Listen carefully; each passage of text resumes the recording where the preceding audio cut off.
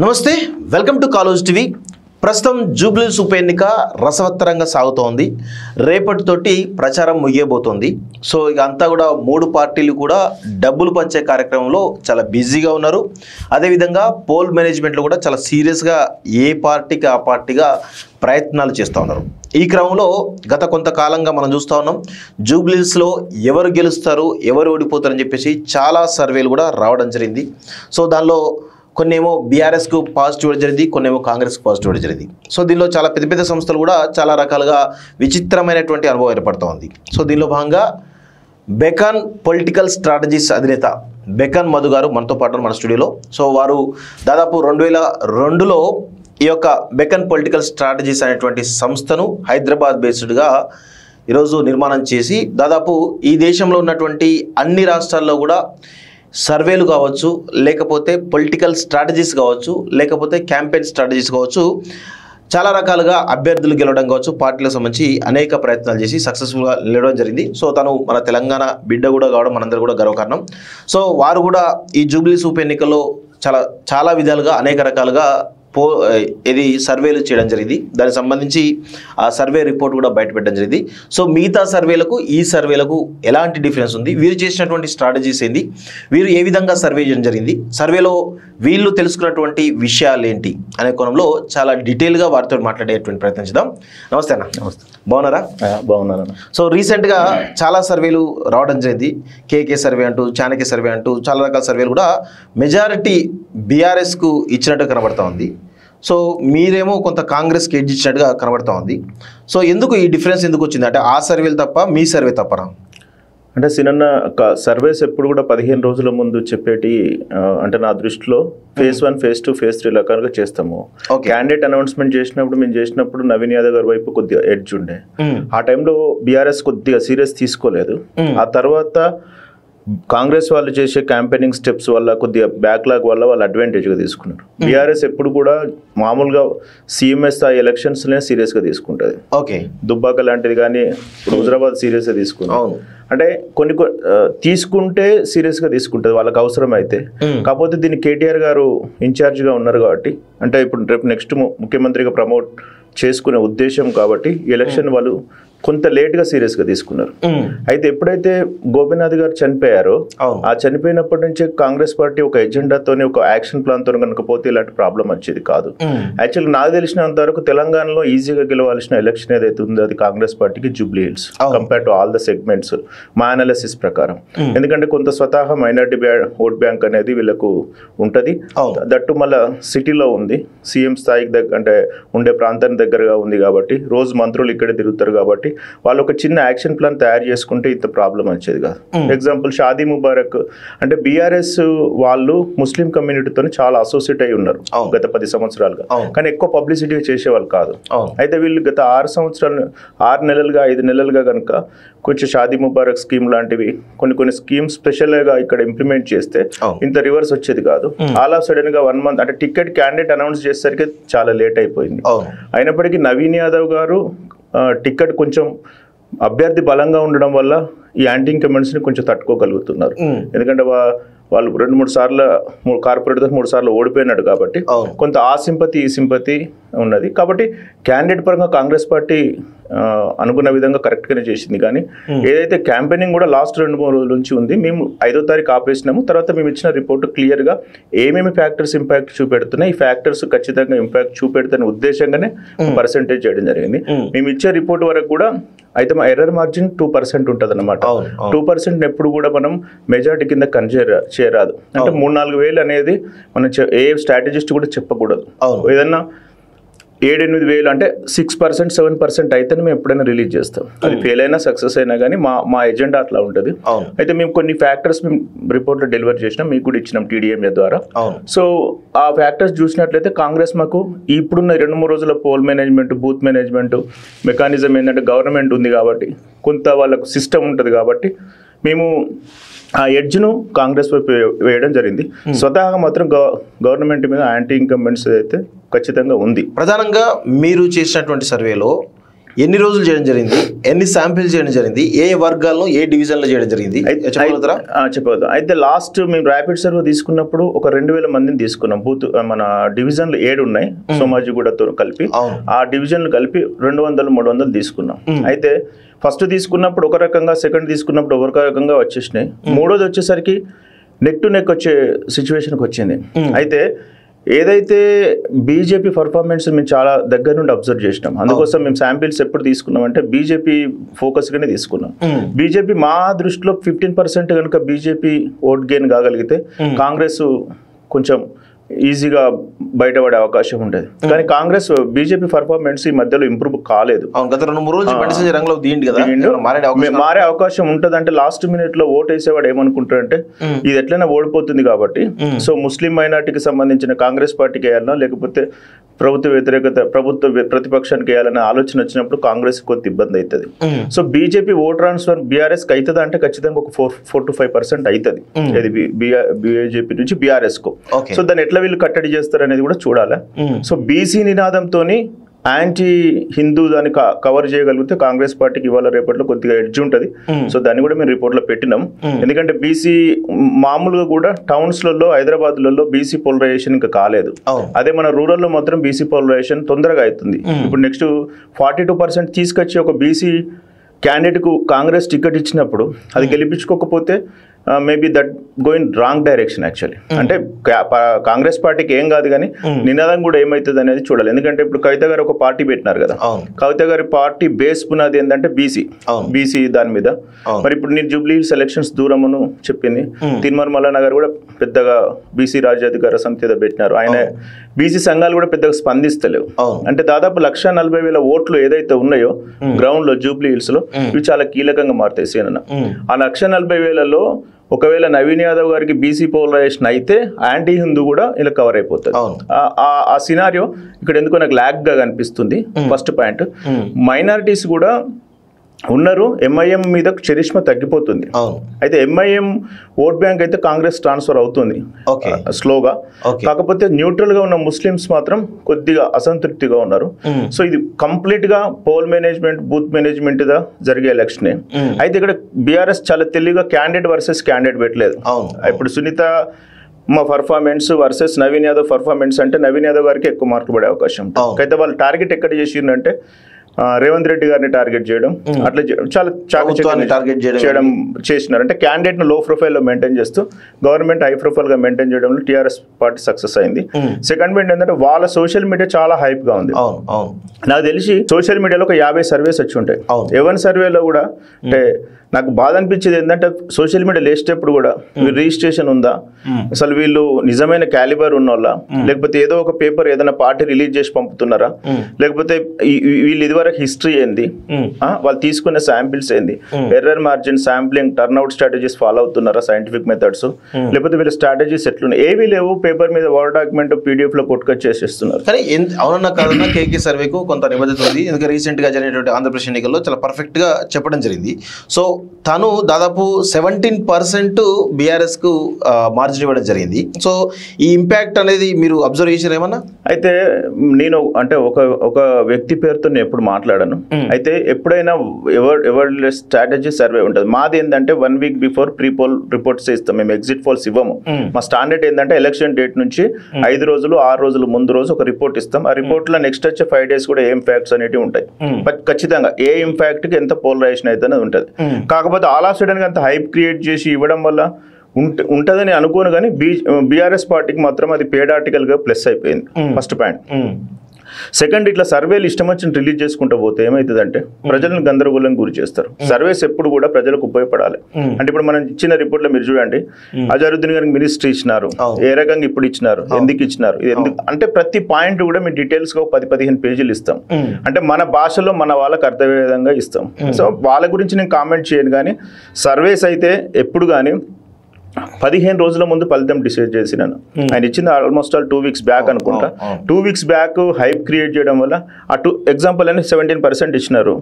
Environmental కింద ఎవరైనా కుటుంబ సభ్యులు దగ్గర వాళ్ళు చనిపోతారు, అప్పుడు సింపథైజ్ ఫ్యాక్టర్ ఎట్లా గేజ్ చేస్తారు? అట్లా ఎప్పుడు కూడా మనం చెప్పడానికి వీలు ఉండదు. ఏ పాయింట్ మీద ఎంత పోలరైజేషన్ అవుతుంది, ఇప్పుడు రహ్మత్ అక్కడ బోర్డు మీద కూడా 2022 అనేది ఉంది గ్రాఫ్ లో, అది నాకు తెలియదు, కొంత సోషల్ మీడియాలో వస్తుంది. సో మనం ప్రెజెంట్ చేసేటప్పుడు జాగ్రత్తగా ప్రెజెంట్ చేయాల్సి ఉంటుంది. ఏది పడితే అది నోటికి ఏది వచ్చేది 2022 అని పెట్టేసి కాదు, నేను విమర్శించాను, ఎందుకంటే వాళ్ళ బిజినెస్ వాళ్ళ స్ట్రాటజీస్ వాళ్ళకు ఉంటాయి. కాబట్టి సర్వేలో ఎఫెక్ట్ అయితే గ్రౌండ్ లో ఏమీ లేదు అనుకున్నట్టు. ఓటర్ అంటే ఇట్లా ఒక న్యూట్రల్ ఓటర్స్ ఉంటారు కదా, అంటే ఎవరు గెలుస్తారో చూద్దాం, లాస్ట్ వరకు ఎవరు గెలుస్తారో వాళ్ళకు ఓటేద్దాం అనేటువంటి ఒక 3 to 4% పీపుల్ జనరల్ గా ఉంటారు. సో ఈ సర్వేల ఎఫెక్ట్ అవుతుందో ఆ నెరేటివ్ బిల్డ్ చేయడం వల్ల ఆ న్యూట్రల్ ఓటర్స్ కొంత బీఆర్ఎస్ షిఫ్ట్ అయ్యేటువంటి అవకాశం లేదు. హైప్ అయితే క్రియేట్ అయింది ఈ social media, BRS is very strong, hype అయితే క్రియేట్ అయింది. కాకపోతే ఇద్దరు పర్ఫార్మెన్స్, ఎవరైతే ఇన్ఛార్జ్లు టీఆర్ఎస్ వైపు పనిచేసే వాళ్ళు, కాంగ్రెస్ వైపు పనిచేసే వాళ్ళు మనం చూసినాం కదా, ఆ చూసిన దాంట్లో కాంగ్రెస్ పార్టీ ఇన్ఛార్జెస్ ఈ మధ్యలో 4 రోజులు చాలా కష్టపడ్డారు. అంటే కొంత ఎందుకంటే వాళ్ళకు రేపు వచ్చే గ్రామ పంచాయతీ ఎలక్షన్స్ కానీ, లేకపోతే జిహెచ్ఎంసీ ఎలక్షన్స్ కానీ, రేపు వచ్చే ఇంకా వేరే ఎలక్షన్స్ వస్తే చాలా ఇంపార్టెంట్. సో దాని దృష్టిలో వాళ్ళకి ఇప్పుడు కొద్దిగా లేట్ గా రెస్పాండ్ అయినారు. ప్రతి ఎమ్మెల్యే కూడా కష్టపడతారు. సేమ్ మేము అవతల సైడ్ టీఆర్ఎస్ వాళ్ళది కూడా చూసినాము. TRS team work is very good actually. అంటే ఒక టీం ఒక వాళ్ళకి, ఎందుకంటే ఒక 10 సంవత్సరాల నుంచి అధికారంలో ఉన్నారు కాబట్టి వాళ్ళకి ఎట్లా పోల్ మేనేజ్మెంట్ చేయాలి, ఎట్లా బూత్ మేనేజ్మెంట్ చేయాలి, ఓటర్ నాడి ఎట్లా ఉంటుంది, ఓట్ల స్పందిస్తారు, దాదాపు 10 ఎలక్షన్స్ బైపోల్స్ వాళ్ళు అటెంప్ట్ చేసి ఉన్నారు కాబట్టి వాళ్ళకి అడ్వాంటేజ్. కాంగ్రెస్ పార్టీకి ఇది ఫస్ట్ టైం తెలంగాణ వచ్చిన తర్వాత ఒకటి శ్రీ గణేష్ గారు కంటోన్మెంట్ అది నార్మల్ గా నడిచిపోయింది. ఇది కొంచెం ప్రెస్టీజియస్ ఎలక్షన్. అంటే మళ్ళీ జూబ్లీ హిల్స్ ఏంటంటే మామూలుగా మా అనాలిసిస్ ప్రకారం 5% మాత్రమే మనం డబ్బులతో టర్న్అవుట్ చేయగలుగుతాం. అంటే పోల్ మేనేజ్మెంట్ ద్వారా 5% కంటే ఎక్కువ టర్న్అవుట్ చేయలేం. కాబట్టి ఇక్కడ జూబ్లీ హిల్స్ అనేది ఒక ప్రత్యేకమైన స్థానము. 70% మొత్తం స్లమ్స్, అంటే బస్తీలలో ఉన్నారు, మైనారిటీస్ ఉన్నారు, పూర్ మైనారిటీస్ ఉన్నారు. కాబట్టి ఖచ్చితంగా దీన్ని మేము కొంచెం పెంచినాం. అంటే 8% వరకు కూడా డైవర్ట్ చేయొచ్చు ఏది పోల్ మేనేజ్మెంట్ ద్వారా. ఈ 8% ఇప్పుడు ఇవాళ రేపు జరిగేదే కీలకంగా ఉంటుందని ఫ్యాక్టర్. కానీ ఇక్కడ కాంగ్రెస్ కానీ బీఆర్ఎస్ కానీ పోల్ మేనేజ్మెంట్ లో చాలా స్ట్రాంగ్ గా ఉన్నట్టు కనబడుతూ ఉంది. ఎవరికి వారు పోటాపోటీగా వాళ్ళ స్ట్రాటజీస్ లో భాగంగా చాలా డెప్త్ గా పోతున్నట్టు కనబడుతూ ఉంది. మరి ఈ పరిస్థితిలో మీరు అన్న 8% ఏ విధంగా డివైడ్ అవుతుంది? అంటే ఇప్పుడు న్యూట్రల్ ఓటర్ ఒక 10% ఉంటారు సార్, వాడు ఆలోచించాడు. అయితే ఇప్పుడు మనము ఇక్కడ పోల్ మేనేజ్మెంట్ డబ్బులు 30% ఎవరైతే అపార్ట్మెంట్లలో పోయి డబ్బులు ఇచ్చే పరిస్థితి ఉండదు, వాళ్ళ కుక్కలు ఎండబడితే వాళ్ళకి ఇంట్రెస్ట్ ఉండవు. అయితే ఈ స్లమ్స్ మీద ఎవరైతే ఫోకస్ పెడుతున్నారో, ఈ రహమత్ నగర్ కానీ, బోరుబండ కానీ, ఎర్రగడ్డ కానీ, తర్వాత సోమాజిగూడలో కొన్ని ప్రాంతాలు కానీ, ఖచ్చితంగా షేక్పేట కానీ ఖచ్చితంగా 8% వరకు అటు నుంచి ఇటు నుంచి అటు టర్న్అవుట్ అవుతుంది. అయితే కాంగ్రెస్ వాళ్ళు ఈ మధ్యలో నేరేషన్ మార్చినారు. ఏం నేరేషన్ మార్చిందంటే మీ దగ్గర నుంచి అబ్జర్వ్ చేసిన, మా టీం అబ్జర్వ్ చేసిన రికార్డింగ్స్ ప్రకారం ఇంకా 3 సంవత్సరాలు గవర్నమెంట్ ఉంటుంది కదా, తర్వాత ఈ బీఆర్ఎస్ పార్టీ గెలిస్తే పెద్ద నంబరే పెరుగుతుంది తప్ప ఏముండదు. ప్లస్ ఇంకోటి ఏంటంటే ఆమెకు అడ్మినిస్ట్రేషన్ గా సునీతమ్మ గారికి పెద్ద లేదు. మళ్ళీ ఎవరైనా మిగతా ఇంకోరు కేటీఆర్ గారు, కేసీఆర్ గారు, వాళ్ళ టీం హరీష్ రావు గారు వాళ్ళు నడిపించాల్సి ఉంటుంది అన్న ప్రాబ్లమ్స్ వస్తే నవీన్ యాదవ్ గారు అందుబాటులో ఉంటారు, 3 సార్లు ఓడిపోయింది కదా అనే నేరేషన్ లేట్ గా తీసుకొచ్చారు. అదే స్టార్టింగ్ నుంచి కనుక తీసుకొస్తే కాంగ్రెస్ పార్టీకి ప్లస్ అయ్యేది. మళ్ళీ వీళ్ళు ఇన్ఛార్జెస్ జస్ట్ పోయి ఒక కరపత్రం ఇచ్చి నమస్తే పెట్టి రావడం జరుగుతుంది. అంటే ఒక ఓటర్ కు 10-15 నిమిషాలు ఎక్స్ప్లెయిన్ చేసేంత కూడా తెలియదు. బీఆర్ఎస్ పార్టీ వాళ్ళు దీంట్లో కూర్చుండబెట్టి మీకు స్కూటీలు వచ్చినాయా, మీకు షాదీ ముబారక్ వచ్చిందా అంటే వాడిని అంటే దాదాపు 119 ఇది వదిలేస్తే ఒక 100 నియోజకవర్గాల లీడర్స్ ఇటు ఫైట్ చేసినారు, 100 నియోజకవర్గ లీడర్లు ఇటు ఫైట్ చేసినారు. ఓటర్ను కన్ఫ్యూజ్ గాను కదా, ఓటర్ను డిసైడ్ చేసుకోకుండా చేసినారు. ఎప్పుడు కూడా మానవులకు నెగిటివ్ తొందరగా ఎక్కుతుంది, పాజిటివ్ ఎక్కదు. ఆ నెగిటివిటీ వల్ల, సోషల్ మీడియా హైప్ వల్ల, ఇక్కడ ఉన్న వీళ్ళ బీఆర్ఎస్ ఎక్స్పీరియన్స్ వల్ల ఈ హైప్ క్రియేట్ జరిగింది. అంతని మాత్రం యాంటీ ఇన్కంబెంట్స్ లేదని నేను చెప్పలేను, కానీ కంపల్సరీ యాంటీ ఇన్కంబెంట్స్ అనేది అయితే ప్రభుత్వ వ్యతిరేకత. మీరు దాదాపు గత కొన్ని రోజుల్లో సర్వేలు చేస్తున్నారు, గ్రౌండ్ లో ఏం జరుగుతుందో చాలా స్పష్టంగా మీరు తెలుసుకున్నారు. కాబట్టి ఒకసారి అభ్యర్థుల యొక్క బలాలు బలహీనత తెలుసుకునే ప్రయత్నం చేద్దాం. ముందుగా బీఆర్ఎస్ పార్టీ సంబంధించిన మాగంటి సునీత బలాలు ఏంటి, తర్వాత బలహీనతలు ఏంటి? వాళ్ళకు ఒకటే సింపతి ఫ్యాక్టర్ ఒకటి ఉందండి. ఇప్పటికి కూడా బీఆర్ఎస్ మాగంటి గోపీనాథ్ చనిపోయిన సింపతి ఫ్యాక్టర్ కనబడుతుందా గ్రౌండ్ లో అసలు? అంటే మాగంటి గోపీనాథ్ సింపతి ఫ్యాక్టర్ ఏం లేదు, కానీ గోపీనాథ్ గారికి ప్రజలతో ఉన్నటువంటి సంబంధం ఏదైతే ఉందో, ఎగ్జాంపుల్ వాళ్ళు చేసిన పథకాలకి ఇంకొక రూపాయి రూపాయి కలిపి ఇచ్చేవాడు. అంటే తెలుగుదేశం నుంచి వచ్చిన స్కూల్ నుంచి వచ్చిన కాబట్టి డెఫినెట్ గా ఆయన కొంత ఈ వ్యవస్థలో మొత్తం తెలిసి ఉంటది, ప్రాంతీయ పార్టీ నుంచి వచ్చింది కాబట్టి. అదొక్కటి ఉంది. సునీతమ్మ మీద పెద్ద ఇంప్రెషన్ ఈ మీద ప్రజలకు చేస్తుంది అనేది అయితే ఏం లేదు. కాకపోతే కేటీఆర్ సభలు, రేవంత్ రెడ్డి గారి సభలు బోటాపోటీగా ఉన్నాయి అబ్జర్వ్ చేసిన దాంట్లో. అంటే ఎవరికి ఎడ్జిత్తమా అనేటువంటి పరిస్థితి అయితే ఏం లేదు. కాబట్టి రేవంత్ రెడ్డి గారు సీరియస్ గా తీసుకున్నారు, ఇటు కేటీఆర్ గారు సీరియస్ తీసుకున్నారు. కానీ సునీత గారి అభ్యర్థం విషయంలో ప్రజలు ఇప్పుడు ఆలోచించుకునేదంటే 3 సార్లు 4 సార్లు గెలిచినాం కదా, సరే ఇప్పుడు గెలిచిన పెద్దగా అంటే ఏం చేయలేదు, ఏం చేస్తుంది అనే పరిస్థితుల్లో అయితే కొంత ఇంటెలెక్చువల్స్ కానీ కొంత చదువుకున్న వాళ్ళకి కానీ ఇప్పుడు కాంగ్రెస్ వాళ్ళు ప్రొజెక్ట్ చేసే పరిస్థితిలో ఉన్నారు. కానీ నవీన్ యాదవ్ గారికి వచ్చేసరికి ఏంటంటే Naveen Yadav youth, educated, plus Yadava BC కుటుంబం, దాదాపు 10-15 ఏళ్ల నుంచి ఆయన సర్వీసెస్ చేస్తున్నాడు. ఎంతో కొంత ఆయన పర్సనల్ ఒక 15,000 నుంచి 20,000 ఓట్ బ్యాంక్ నవీన్ యాదవ్ గారికి ఉన్నది. అది కాంగ్రెస్ పార్టీకి అడ్వాంటేజ్. ఇంకా మిగతా ముస్లిం మైనారిటీస్, తర్వాత బీసీ పోలరైజేషన్, తర్వాత ఇంకా కాంగ్రెస్ పార్టీ కార్యకర్తలు కాబట్టి బోటాబోటిగా బలం ఉంది. యాంటీ ఇన్కంబెన్సీ సింపతితో వాళ్ళు పోతున్నారు. కాబట్టి ఇక్కడ మెయిన్ గేమ్ చేంజర్ ఎవరంటే బీజేపీ వాళ్ళు. బీజేపీ ఏంటంటే కిషన్ రెడ్డి గారు సంత స్థానం అయినప్పటికీ కూడా రామచంద్రరావు గారు ఫస్ట్ టైం అధ్యక్షుడు అయినాక గెలిపించుకోవాల్సిన సీటు కూడా వాళ్ళు చేతులారా పోగొట్టుకుంటున్నారు. అయితే సినిమా కొన్ని పరిస్థితుల్లో ఓడిపోతాం, కానీ మనం తగ్గ ఫారిచ్చి ఓడిపోతే గౌరవం ఉంటుంది. ఎందుకంటే పార్టీ సరే ఇది ఓడిపోతుందనే సీటును కాదు మనం చూసుకోవాల్సింది. మనకు రేషియో కార్యకర్తలు ప్రతి నియోజకవర్గంలో బీజేపీ కార్యకర్త ఉంటారు, వాళ్ళు కూడా గెలవాలి, వాళ్ళు ఎమ్మెల్యేలు కావాలి, మా పార్టీ అధికారం రావాలని కోరుకుంటారు. కానీ బీజేపీ అయితే నాకు తెలిసినంత వరకు మేము లాస్ట్ 6 months బ్యాక్ బీజేపీ మీద ఒక డీటెయిల్ ఒక 50 పేజీల రిపోర్ట్ మేము పబ్లిష్ చేసినాం మా సంస్థ తరఫున. దానిలో నిజాలు ఉంటాయి. అంటే 54 స్థానాల్లో అసెంబ్లీలో ఇలా బీజేపీ అనేది డిపాజిట్లు కోల్పోయింది. అదే పార్లమెంట్ లో 8 సీట్లు గెలిచింది. ఇక్కడ చూడండి, మీ చుట్టుపక్కల చేవెళ్ళ ఎంపీ ఉంటారు, మల్కాజిగిరి ఎంపీ ఉంటాడు, సికింద్రాబాద్ మినిస్టర్ ఎంపీ ఉంటాడు, బండి సంజయ్ గారు ఉంటారు, మెదక్ ఉంటది రఘునందన్ రావు గారు. అట్లాంటి సీట్ ని కూడా మీరు టైట్ చేయకపోతే ప్రజలు అలా రాంగ్ దానికి ప్రధాన కారణం ఏంటి? అభ్యర్థియా, పార్టీయా, లేకపోతే వీళ్ళు ఏమన్నా బీఆర్ఎస్ తో కొలైడ్ అయినా కాంగ్రెస్ తో బీఆర్ఎస్ తో కొలైడ్ అనేది మనకు ప్రూఫ్స్ లేదని మనం మాట్లాడాలి. మా అబ్జర్వేషన్ ఏంటంటే ఓడిపోయే ఎలక్షన్ ను సీరియస్ తీసుకుంటున్నారు. క్యాండిడేట్ గెలవాలనుకున్న సీటు గెలుస్తుంది. ఇప్పుడు బండి సంజయ్ గారికి స్వతహా గెలవాలి, ఆయన సీరియస్ తీసుకుంటున్నాడు. రఘునందన్ రావు గారు సీరియస్ తీసుకున్నారు. మహబూబ్ నగర్ సీఎం సొంత నియోజకవర్గంలో ఆమె గెలవాలనుకున్నది. ఆమెకు ఒక్క ఎంపీలే లేరు, బూత్ కూడా స్థాయిలో లీడర్లు కూడా లేరు, ఆమె గెలిచింది. అంటే ఇక్కడ లీడర్లు గెలవాలనుకుంటే బీజేపీని లేపుతున్నారు, లీడర్లు నాకు వద్దు అనుకున్నప్పుడు మాత్రం అది ఎవరికి నష్టం అంటే ఎవరైతే బీజేపీలో చాలా సంవత్సరాలుగా ఉండి చాలా సంవత్సరాలుగా మేము నాయకులుగా ఎదగాలనుకున్నప్పుడు, ఇప్పుడు చూడండి కర్ణాటకలో అసలు బీజేపీ లేదు కదా, ఒక రూలింగ్ వచ్చిందా? ఇట్లాంటి స్టేట్లు లాస్ట్ కు ఈశాన్య రాష్ట్రాల్లో కూడా బీజేపీ ప్రభుత్వం వచ్చింది. అట్లాంటిది వీళ్ళు ట్రై అనేది చేయట్లేదు. అంటే ఇప్పుడు రామచంద్రరావు గారు ఇప్పుడు సీరియస్గా తీసుకొని ఎట్లయితే రేవంత్ రెడ్డి గారు ఎట్లయితే మన కేటీఆర్ గారు తీసుకున్నారో రామచంద్రరావు గారు ఆ స్టేజ్లు తీసుకోవాలా. ఏమైంది, ఒకరోజు క్యాంపెయినింగ్, 2 రోజులు ఉండదు, ఏదో బాంబింగ్ క్యాంపెయినింగ్ ఏదో పెట్టేసినారు కదా, ఒక్కరోజు అన్ని, ఆ తర్వాత 2 రోజులు మళ్ళీ సైలెంట్.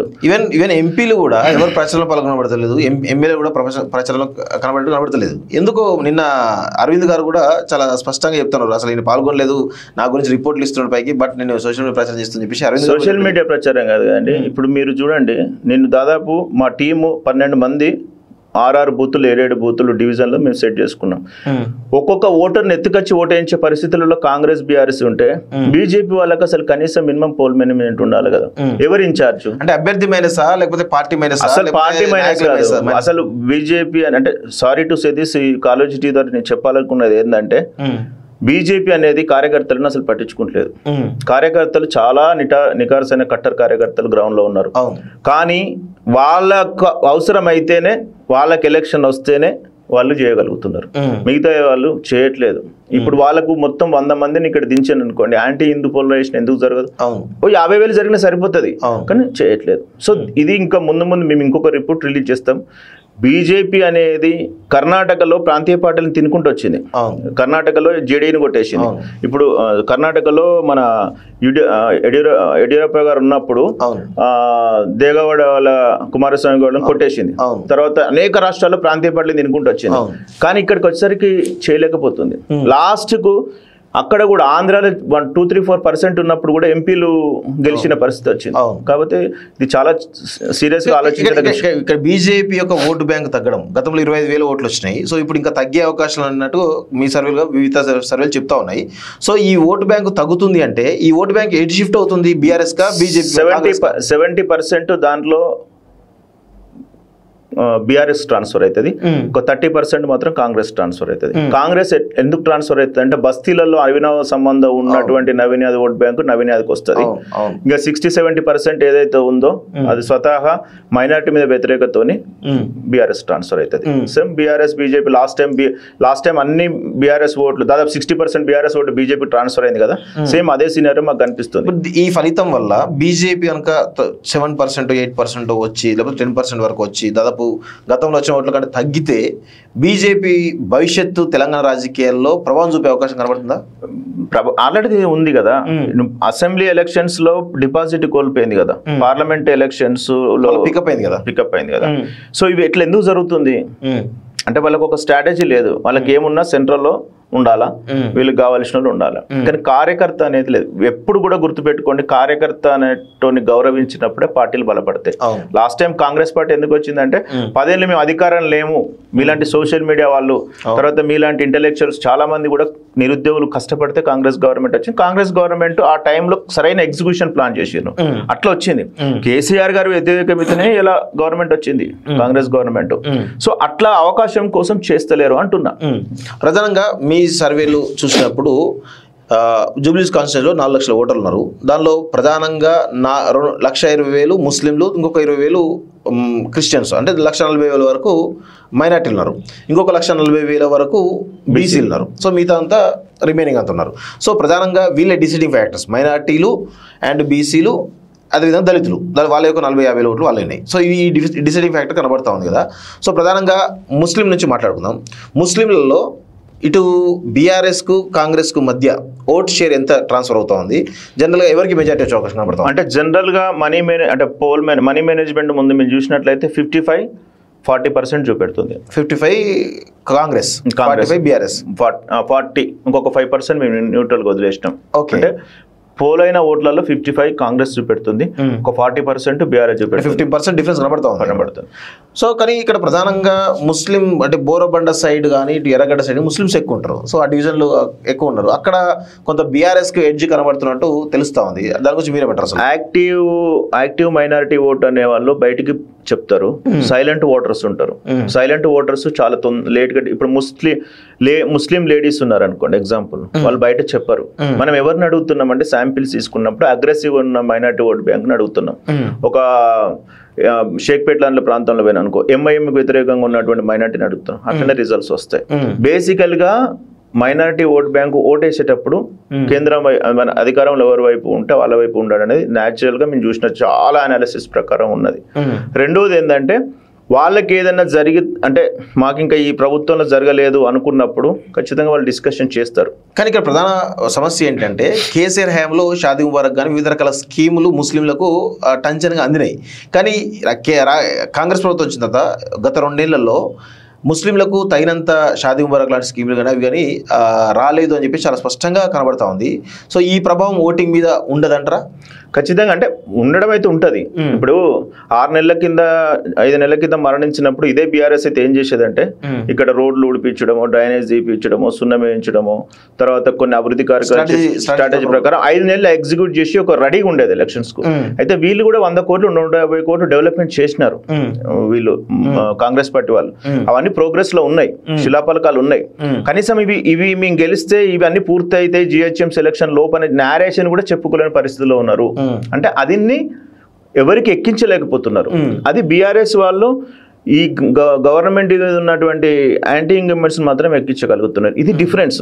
యాక్చువల్గా ఈ హైప్ రావడానికి కారణం ఏంటంటే నెగిటివిటీని పూర్తిగా ఎక్కించి, అంటే ఉన్నట్టు నెగిటివిటీ అంటే నేను ఎవరికి సపోర్ట్ కాదు కానీ ఈ యాంటీ ఇంకంబెంట్స్ ని మెదడులోకి ఎక్కియడము, వీళ్ళు మేము ఇంకేం చేస్తాం ఏం చేసినాం అనేదాన్ని మాత్రం కాంగ్రెస్ పార్టీ ఎక్కియకపోవడం వల్ల ఈ హైప్ అనేది కనిపిస్తుంది. ఇక్కడ ఎంఐఎం రోల్ అనేది చాలా కీలకంగా కనబడుతుంది. నిజంగా ఎంఐఎం వల్ల ఓటు బ్యాంకు, ముస్లింలో ఉన్నట్టు vote bank, majority vote bank transfer అయ్యేటువంటి అవకాశం కనబడుతుందా?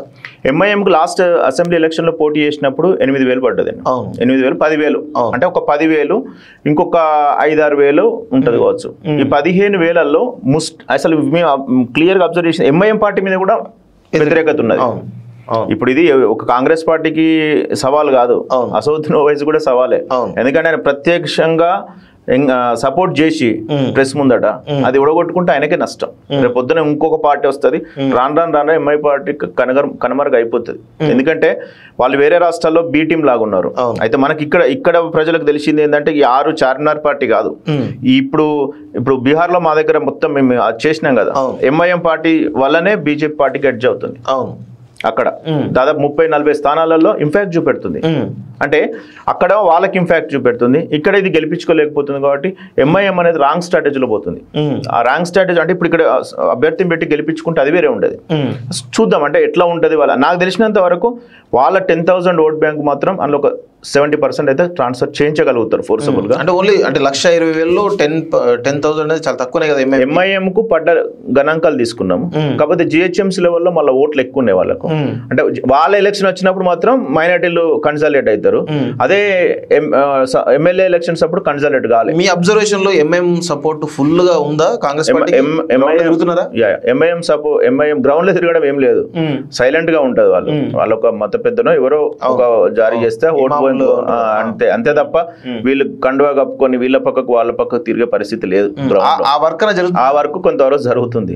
అయితే ఈ న్యూట్రల్ ఓటర్ మైనార్టీ మీద బీఆర్ఎస్ చాలా ఫోకస్ పెట్టింది, మనీ మేనేజ్మెంట్ కానీ దాని మీద. ఇప్పుడు అజారుద్దీన్ మంత్రిగా చేయడం ఏదైతుందో అది ఎంఐఎం కు ఎందుకో నచ్చట్లేదని అర్థమవుతోంది. సో దానివల్ల ఏమన్నా ప్రభావం కనబడుతుందా గ్రౌండ్ లో? యాక్చువల్గా అజారుద్దీన్ గారికి అంటే ఒక మైనార్టీ మినిస్టర్ తెలంగాణ ప్రభుత్వంలో ఉండాలి ఎప్పటికీ, అది ఇక తప్పదు. రేపు జిహెచ్ఎంసీ కానీ దేనికి కానీ మైనార్టీస్ ఎవరు గెలిచిన పరిస్థితి లేదు కాంగ్రెస్ లో. ఉన్న దాంట్లో ఒక సీట్ ని అకామిడేట్ చేస్తే ఇక్కడ ఏమైనా ప్లస్ అవుతుంది అనేది ఉండే. యాక్చువల్గా ఇదే ప్లాన్ వాళ్ళకు ఉంటే 6 నెలల క్రితం మినిస్టర్ ఇచ్చేసి ఆయన్నే క్యాండిడేట్ పెడితే వర్కౌట్ అయ్యేది కొంతవరకు.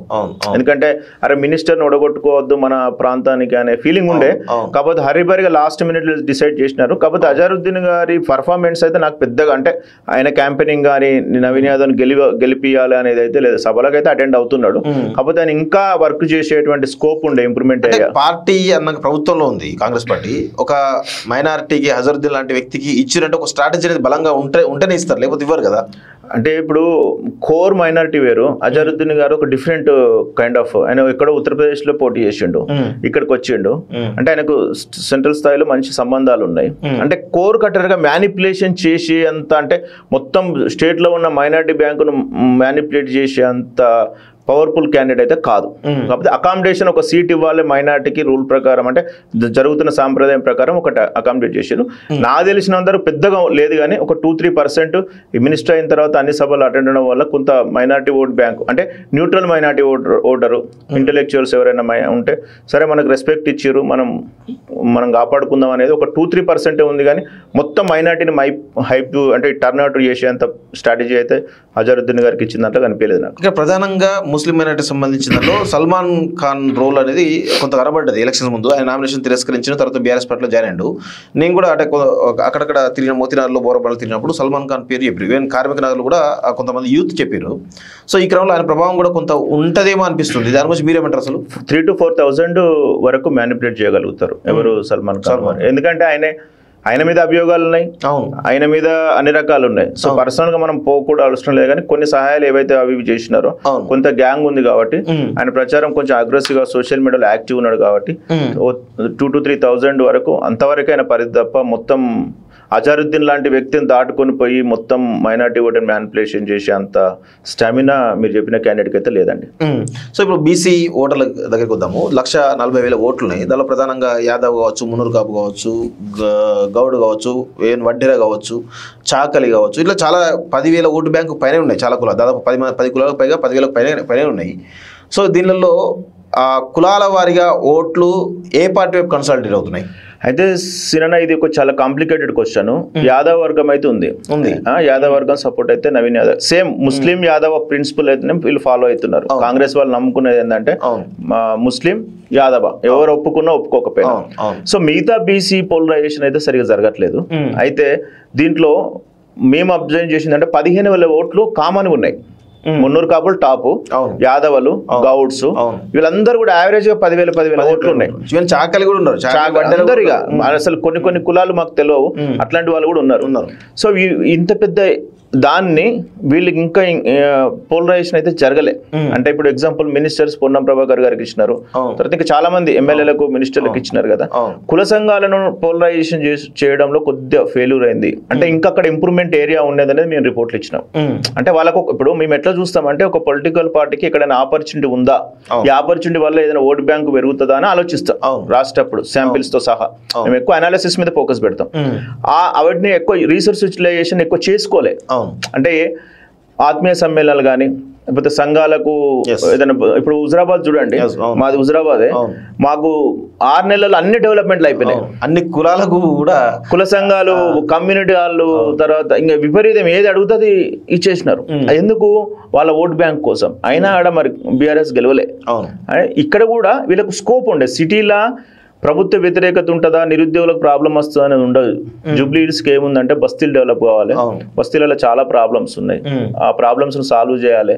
వాళ్ళకు దినసరి కూలీలు ఉంటారు, రోజు పొద్దున అడ్డ మీద పడిపోయేటోళ్ళు, వాళ్ళకైనా సమస్య వస్తే పరిష్కరించడం, ఇట్లాంటి మీదనే వాళ్ళు ఫోకస్ పెడుతున్నారు తప్ప ఈ బీఆర్ఎస్ వాళ్ళు చేసే క్యాంపెయినింగ్ ఏదైతే ఉందో అది సూపర్ గా ఉంది. అంటే దాన్ని ఒక టీమ్ గా తీసుకొని చేస్తున్నారు. దాన్ని వీళ్ళు అడ్డుకట్టు వీళ్ళు చెప్పుకోవడంలో కొద్ది వెనుకబడ్డారు. అయినప్పటికీ ప్రభుత్వం ఉంది.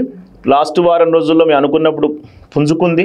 అంటే 1-on-1 మ్యాపింగ్ కూడా చేస్తున్నారు కాబట్టి ఈ నెక్ టు నెక్ మూవ్మెంట్ లో గవర్నమెంట్ రూలింగ్ లో ఉంది కాబట్టి అనే ఆలోచన నేరేషన్ వస్తుందని మేము కాంగ్రెస్ పార్టీకి అడ్డు చేయడం జరిగింది. ఇప్పుడు దళితుల ఓట్ బ్యాంక్ సంబంధించి దాదాపు 40,000కు పైగా వాళ్ళ ఓట్ బ్యాంక్ కూడా ఉన్నది. అటు మాలలు ఎంతమంది ఉన్నారో మాదిగలు కూడా దాదాపు 10, అంతే, కొంచెం మాదిగలు ఎక్కువ, మాలలు తక్కువ.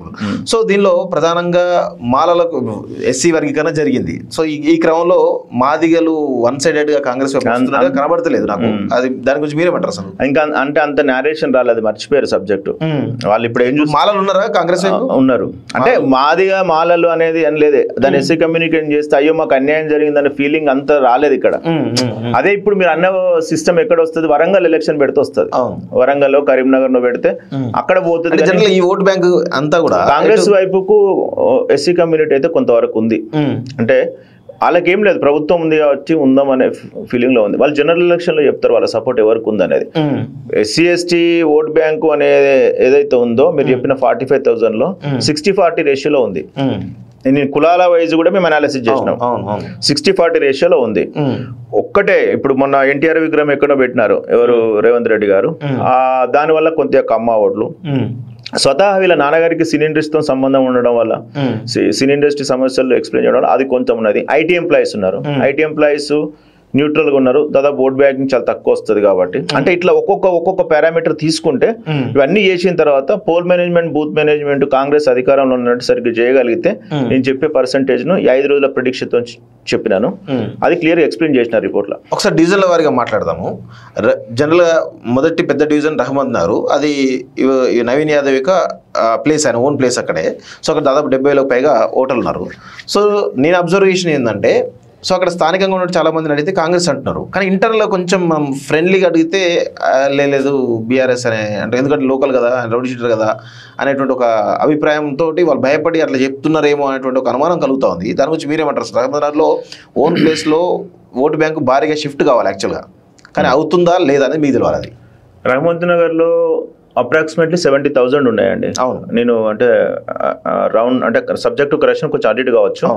దాంట్లో నాకు తెలిసినంత వరకు 8% మన కాంగ్రెస్ ఎడ్జ్ ఉంది.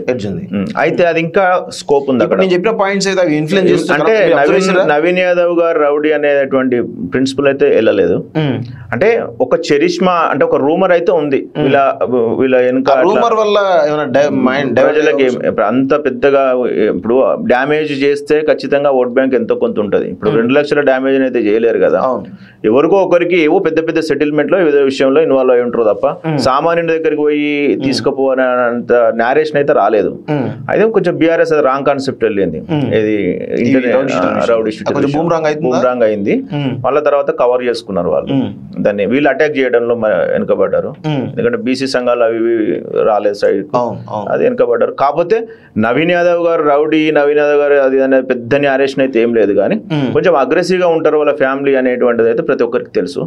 జూబ్లీ హిల్స్ లో ఫలితాన్ని నిర్ణయించేది అయితే నాకు తెలిసినంత వరకు రహమద్ నగర్ అండ్ యూసఫ్ కూడా షేక్పేట్. కానీ షేక్పేటలో ఎట్లా ఉంది పరిస్థితి? షేక్పేటలో దాదాపు ఫస్ట్ -28 ఉండే కాంగ్రెస్ కు, -28 స్టార్టింగ్ లో టికెట్ అనౌన్స్ చేసిన. అక్కడ అది గతంలో వీళ్ళకు మెజారిటీ వచ్చింది కదా అక్కడ షేక్పేటలో. అయితే అక్కడ హిందూ కాలనీలు కొన్ని ఉంటాయండి, కట్టర్ బీజేపీకి ఇచ్చేట. అంటే బీజేపీ ఓట్ బ్యాంక్ షేక్పేటలో 4 నుంచి 5,000 ఉంది ఉన్న 60,000 సుమారుగా ఓట్లలో.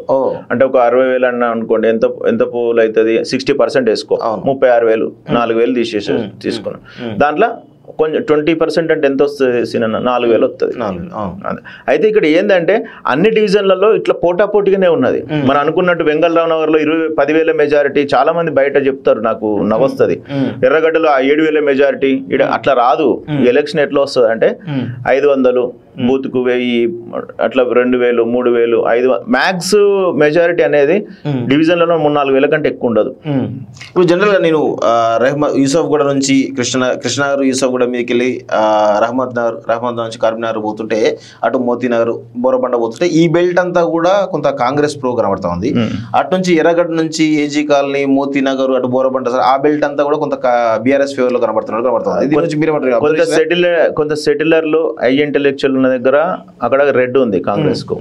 ఎక్కడైతే కోర్ ఇక్కడ హైదరాబాద్ లో పుట్టి పెరిగి వీళ్ళ కుటుంబంతో అసోసియేట్ ఉన్న వాళ్ళు, లేకపోతే కోర్ కాంగ్రెస్ వాళ్ళు ఓట్ బ్యాంక్ ఉంటుంది, అక్కడ లీడర్ స్ట్రాంగ్ ఉండడం, అట్లా అక్కడ ఉన్న దగ్గర కాంగ్రెస్ ఉంది. ఎక్కడైతే కాలనీలు, గేటెడ్ కమ్యూనిటీస్, ఇంటెలెక్చువల్స్, తర్వాత ఆ విల్లాస్ ఉన్న దగ్గర బీఆర్ఎస్ కొద్ది ఎడ్జ్ ఉంది. ఎందుకంటే హైడ్రాని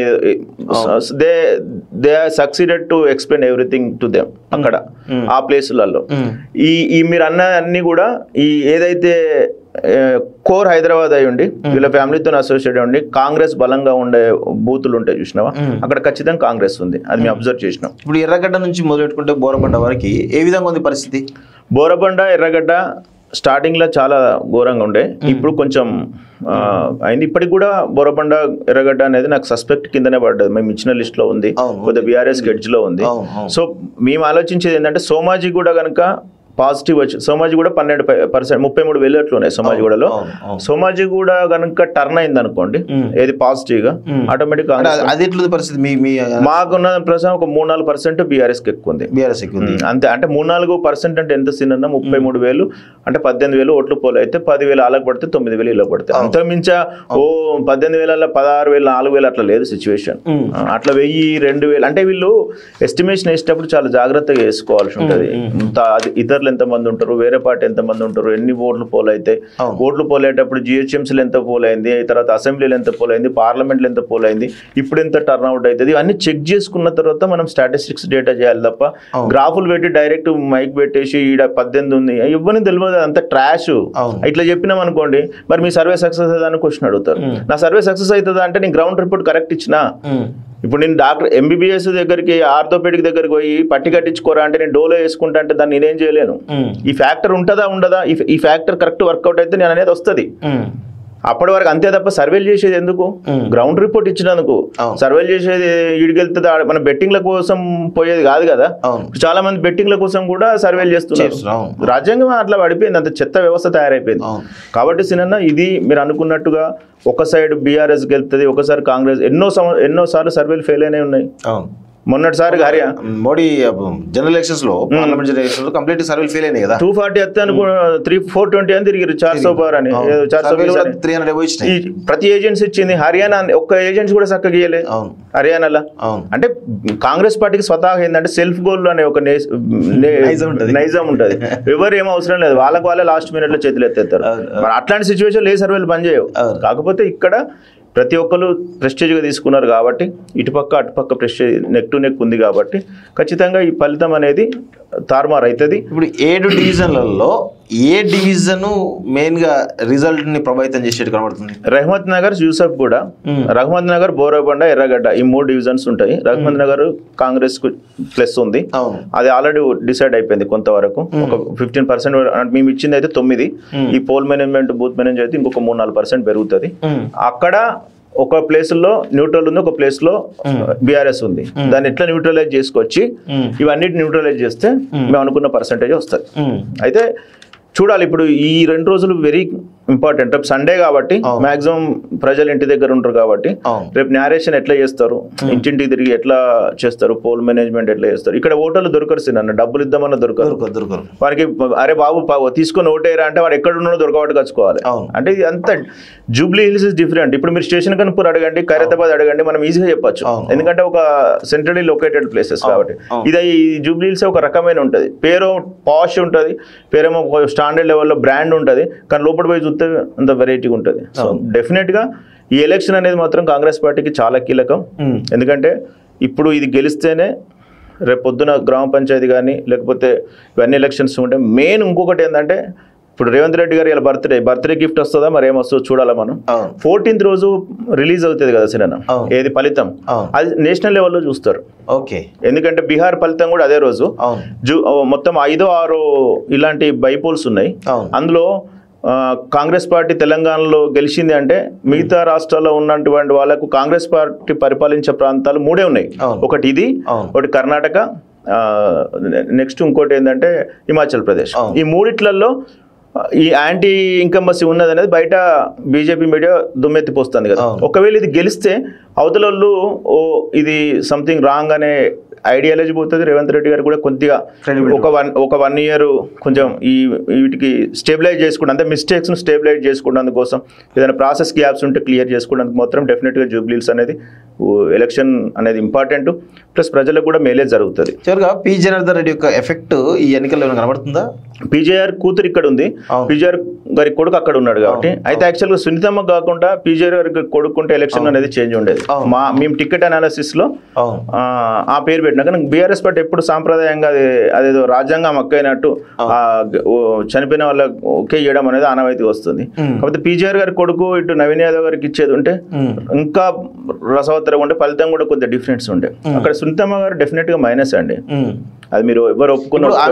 ఆమె సంబంధించిన లీగల్ వైఫ్ అనేటువంటి ఒక అంశము ఏమన్నా ప్రభావం చూపి కనబడుతుందా? ఏమో ఈ మధ్యలో నేను చూసిన సోషల్ మీడియాలో తల్లి ఫస్ట్ భార్య అంటే ఫస్ట్ ఎవరు పెద్ద పట్టించుకోలేదు, కానీ తల్లి మహానందిని వచ్చేసి ఆమె చెప్పడము, నా బిడ్డ చావు కారణము కేటీఆర్ అనడము, ఈ వ్యాఖ్యలన్నీ కూడా కొంత సీరియస్ గా మీడియాలో అయితే చర్చ జరుగుతుంది. ఆ చర్చ అనేది బలంగా ప్రజల్లో కనబడుతుంది. కొంతవరకు ఉంటది కావచ్చు, కానీ ఎలక్షన్ మ్యానిపులేషన్ చేసి మొత్తాన్ని మార్చేంత అయితే ఉండదు.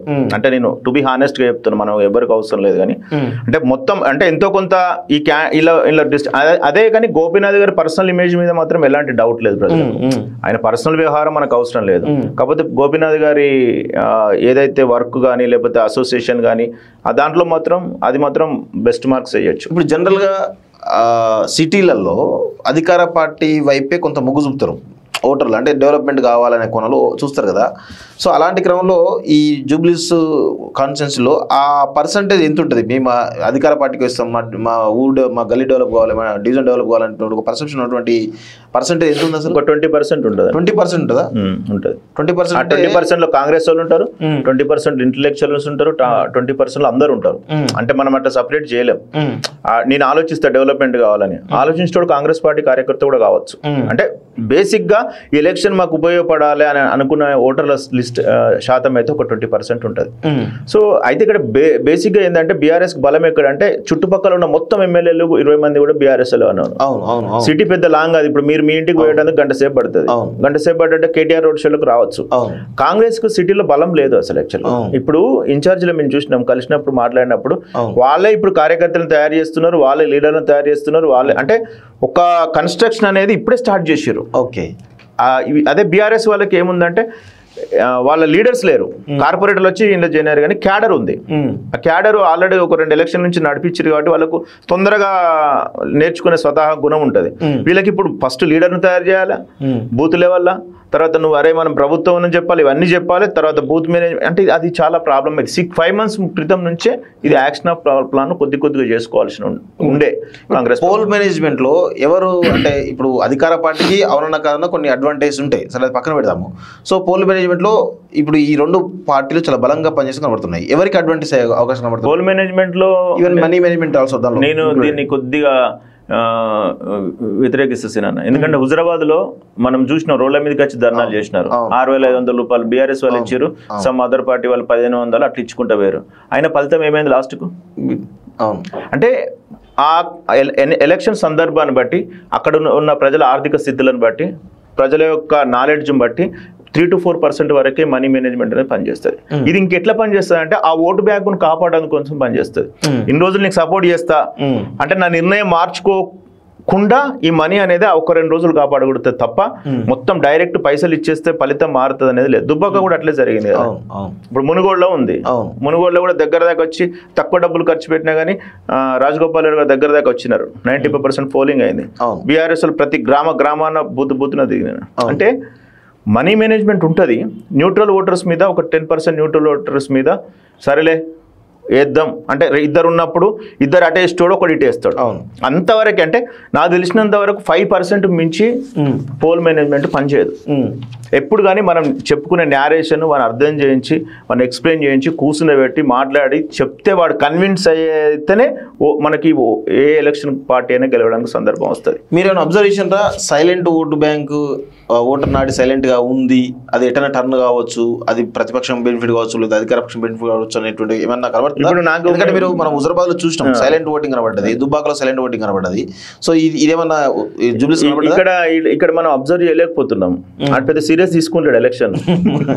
అదే ఇప్పుడు మనం హుజరాబాద్ దుబ్బాక అయింది అనుకో, వాళ్ళు మా కార్యకర్తను బట్టలు చింపుకునే పరిస్థితి ఉంటుంది. వీడు ఎవడొచ్చినా తీసుకుంటున్నాడు. ఆ రోజు ఆలోచిద్దాంలే అనేటువంటి రిజల్ట్స్ మాకు నిజంగా సిరన్న ఇది మరి వీళ్ళు శాంపిల్స్ ఎట్లా తెచ్చు సో ఎలక్షన్ లో చూద్దాంలే అన్నట్టు దాదాపు 10-15% ఉన్నారు ఓటర్స్, ఏదైనా మైనారిటీ కానీ హిందువులు కానీ. అంటే వాడు అత్తరు పోతురు, ఇప్పుడు స్టేటస్ పెట్టుకుంటున్నారు. ఏం లాభం దానివల్ల? ఏం లాభం లేదు. అంటే కంపల్సరీ 10% ఓటర్ ఇంకా డిసైడ్ కాలేదు. ఇవాళ రేపు ఆడిపోయే వరకు. అంటే ఇప్పుడు ఎవరంటే వాడిని తీసుకుపోయి ఓటేయించి పోయేటప్పుడు కూడా మళ్ళీ ఒకసారి అన్ని విషయాలు చెప్పి ఓటేయించి మళ్ళీ తీసుకొచ్చి ఇంటికాడ వడగొడితేనే 2 పార్టీలకు గెలుపు అనేది ఉంటుంది. అంతకు మించి వదిలేస్తాం అంటే ఇన్ని రోజులు తిరిగినాము, లాస్ట్ రోజు వదిలేద్దాం అంటే 2 పార్టీలకు మాత్రం ఇబ్బంది. ఎంత మెజారిటీ అంటే గెలిచే అభ్యర్థి జనరల్ గా మెజారిటీ ఎంత ఉండే అవకాశం కనబడుతుంది? 8% అయితే దాటదు. 8% ఎంత ఉండొచ్చు? 16,000, 2,10,000 నుంచి 20,000 మధ్యలో పోల్ అవుతుంది. ఎందుకంటే హైప్ క్రియేట్ చేసినాము, డబ్బులు ఇస్తున్నాం కాబట్టి 2,20,000 అవుతుంది కదా. మ్యాక్స్ 2,20,000, 57% అయితే దాటదు. ఒకవేళ 57% అయితే 16-18,000 మెజారిటీ అనేది మ్యాక్స్ వస్తుంది. ఒకవేళ ఇక మొత్తం ప్రజలు యాంటీ ఇంకంబెంట్స్ అంటే ఇప్పుడు లాస్ట్ రోజులు మొత్తం చేతులు ఎత్తేసి వాళ్ళ దగ్గర పోకుండా ఇంట్లో కూర్చుంటే అప్పుడు మనం ఏం చేయలేము దానికి. అంటే ఎవరైనా సీరియస్నెస్ కనుక పోయింది అనుకోండి, అప్పుడు మీరు డిసైడ్ చేయలేరు, నేను డిసైడ్ చేయలేరు. ఇప్పుడు చాలా మంది క్యాండిడేట్ నిలబడ్డప్పుడు చాలా ఉన్నదిరా వీడు గెలుతారా 20,000 ఓట్లు అడుగుతా అంటాం, డబ్బాలు తీసిన తర్వాత డిపాజిట్ కూడా రాదానికి. ఎందుకంటే లాస్ట్ ఒక రోజు వాడు ఏమనుకున్నా అంటే వీని కోటేషన్ వేస్ట్లే అనే ఫీలింగ్ లోకి వస్తారు. అంటే ఎలక్షన్ ఈజ్ ఎ గేమ్ సినా, ఇది డైనమిక్ గేమ్, దీన్ని అప్డేట్ కావాలి రోజు రోజుకు. అందుకని మా కంపెనీ పేరు రీసెర్చ్ అని పెట్టుకుంటాం. రోజు ఎక్కడో ఏదో సందర్భంలో ఏదో ఒక ఇన్సిడెంట్ జరుగుతుంది కదా, దాన్ని మేము అనాలిసిస్ చేస్తూనే ఉంటాం అట్లా. సో ఇప్పుడు ప్రధానంగా మీరు సర్వేలు చేసి శాంపిల్ తీసినప్పుడు చాలా మంది ఓటర్లను కలిసి ఉంటారు కదా, వాళ్ళు కొన్ని చెప్తుంటారు మేము ఈ పార్టీ అభ్యర్థికి వేస్తే బాగుంటుంది అనేటి ఒక పర్సెప్షన్ ఉంటుంది కదా, అంటే ఎవరికి వేస్తే బాగుంటుంది అని చెప్తూ ఉంటారు కదా, మీరు చేసే అబ్జర్వేషన్ ఏంటి? ఇప్పుడు క్యాండిడేట్లను బట్టి ఎలక్షన్ డిసైడ్ లేదు. మన తెలంగాణ వచ్చిన తర్వాత కేసీఆర్ గారు దాన్ని అడాప్ట్ చేసుకున్నారు. అయితే నన్ను చూసేయాల ఓట్లు అనే పరిస్థితికే వచ్చింది. సో ఇప్పుడు రేవంత్ చూసేయాలా అంటే నేరేషన్ అట్లా వచ్చింది. కేసీఆర్ గారు అట్లా నేరేషన్ బిల్డ్ చేసారు, నన్ను చూసి ఓటేయండి. మోడీ గారు అదే నేరేషన్. ఇప్పుడు బీహార్ లో వాళ్ళకి లీడర్ లేడు, ముఖ్యమంత్రి లీడర్, నన్ను చూసి ఓటేయండి అంటే మీరు కార్యకర్తలు లీడర్ని తయారు చేయరు, మీరు గ్రౌండ్ లెవెల్లో చేసుకోరు, మిమ్మల్ని చూసి ఓటేయాలనే పరిస్థితికి రావడం ప్రజాస్వామ్యంలో మంచిది కాదు. ప్రెసెంట్ సిచ్యువేషన్ అయితే నిజంగా కూడా నన్ను చూసి ఓటేయండి అంటే అనే సిచ్యువేషన్ లో ఉంది. అంటే ఎవరు గెలిస్తే ప్రజలకు ఉపయోగం అనుకుంటున్నారు? నాకు తెలిసినంత వరకు అయితే ఎప్పుడైనా ఏ ఎలక్షన్ అయినా అధికార పార్టీలో ఉన్న వాళ్ళకే ఉంటుంది. ఇప్పుడు ఎందుకంటే స్వతహా ఇప్పుడు కేసీఆర్ గారు ఉన్నారు, ఎందుకు బయటకు వస్తున్నారంటే మీ కర్మ మీరు అనుభవించండి, నన్ను ఓడగొట్టారు కాబట్టి నేను రాను అని అన్నాడు. నువ్వు రాకపోతే ఎవరికి నష్టం? ప్రజలకు నష్టం. నువ్వు అసెంబ్లీకి వచ్చి మీరు క్వశ్చన్స్ అడిగి కాంగ్రెస్ గవర్నమెంట్ ఇరుకున పెడితే ప్రజలకు లాభం. మీరు నిన్న గెలిపలేదు కాబట్టి ఇంట్లో ఉంటా అంటే సేమ్ వీళ్ళు కూడా కాంగ్రెస్ వాళ్ళు మేము అభివృద్ధి నన్ను ఒడగొట్టిరు కాబట్టి మీరు శంకుస్థాపనలు చేసినా మేము చేయము, అట్నే వదిలేస్తాము, మాకెందుకు మాకు ఓటేసిర్రా మీరు, రేపు నెక్స్ట్ ఏదైనా డెవలప్మెంట్ పోతే మీ ప్రాంతం మేము చేయము అంటే ఎవరి క్లాసు? అంటే ఆ పర్సెప్షన్ అనేది యూజువల్లీ కూడా బైపోల్స్ అనేటువంటి ప్రభుత్వంలో ఉన్న వాళ్లకు మంచి లీడర్ని ఎన్నుకుంటే ఖచ్చితంగా లాభం ఉంటుంది ప్రజలకు. లేదు ఇదేదో మొత్తం రాష్ట్రానికి సంబంధించిన ఎలక్షన్ అయితే కాదు. ఇప్పుడు ఈ ఒక్క ఎలక్షన్ వల్ల కాంగ్రెస్కి వచ్చేది లేదు, ఈ ఒక్క ఎలక్షన్ వల్ల బీఆర్ఎస్కి వచ్చేది. లాభం ఎవరికి అవుతుంది అంటే జూబ్లీ హిల్స్ ప్రజలకు అవుతుంది. కాబట్టి మా సంస్థ ద్వారా కూడా మాకు క్లియర్ ఐడియా ఉంది ఈ పోల్ మేనేజ్మెంట్ మీద, బూత్ మేనేజ్మెంట్, ఎవరి పర్ఫార్మెన్స్ మీద మాకు క్లియర్గా ఉంది. కొన్ని విషయాలు మేము మీడియా పరంగా చెప్పడానికి అవకాశం ఉంటుంది. ఏదైనా రిపోర్ట్లు ఉండదో అదే మాట్లాడతాం. కాకపోతే మీరు కొంచెం తెలంగాణ ఉద్యమంలో ఉన్నారు అన్ని తెలిసింది కాబట్టి మీకు కొంచెం ఓపెన్గా చెప్పడం జరిగింది. ఓకేనా, thank you very much. So ఇది మొత్తానికైతే బెకన్ పొలిటికల్ స్ట్రాటజీ సంబంధించిన సంస్థ చేసినటువంటి సర్వేలో చాలా విషయాలు కూడా చెప్పడం జరిగింది. అన్ని రకాలుగా మనం కూడా వారిని అడిగి వారి అసలు ఎట్లా ఉంది, మూడ్ ఎట్లా ఉంది అనేటువంటి వారి గురించి తెలుసుకునే ప్రయత్నం అయితే చేసినాం. చాలా రకాలుగా మరి poll management, money management, neutral voters యొక్క వాళ్ళ ఓటు బ్యాంక్ ఎట్లా ఎటు డైవర్ట్ అవుతున్నటువంటి 3-4 అంశాల మీదనే ప్రధానంగా గెలుపోవటం డిసైడ్ అయ్యే అవకాశాలు అయితే కనబడుతున్నాయి. సో పోల్ మేనేజ్మెంట్లో ఇటు మనీ మేనేజ్మెంట్లో కూడా రెండు పార్టీలు కూడా చాలా సీరియస్గా పనిచేస్తున్నట్టయితే కనబడుతుంది. చూద్దాం మరి ప్రజలు ఎటువైపు మొగ్గు చూపుతారు అనేది చూడాల్సిన అవసరం అయితే కనబడుతుంది. ఇది బెకన్ మధు గారితో స్పెషల్ ఇంటర్వ్యూ. చూస్తుండండి college TV. Thank you very much.